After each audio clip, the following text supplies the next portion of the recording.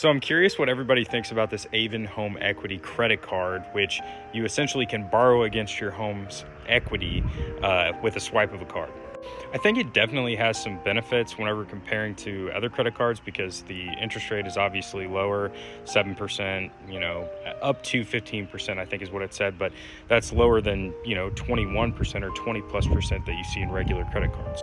One of the issues that I have with it is you could just go take out a home equity line of credit with your bank and the interest rate would probably be similar to this card.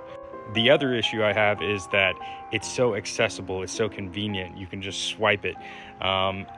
If I were to get something like this, I would not just use it on everyday spending because that could probably get a little dangerous. And I would make sure to pay it off every single month without question.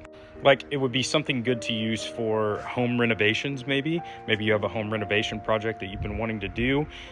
Something like this would be easily accessible and something that you could use. Again, though, you could go to a local bank and take out a home equity line of credit instead and not have this card to use for everyday spending like they want you to do. And yes, tons of Americans right now have a lot of equity in their homes, but do we really want millions of Americans borrowing against that constantly? And as we know with credit card debt, Americans aren't necessarily smart when it comes to using credit cards. I think default rates are up to like 7% for credit cards nationally. And the biggest difference here is that this is something that you are taking out collateral on your own home. So the card issuer doesn't come after you to collect the debt. Instead, they come after your home and they can pursue foreclosure if you were to default on it.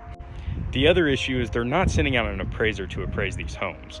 They're essentially going off of an automated valuation thing online that tells them what your home is worth, and then they give you borrowing power based off of that.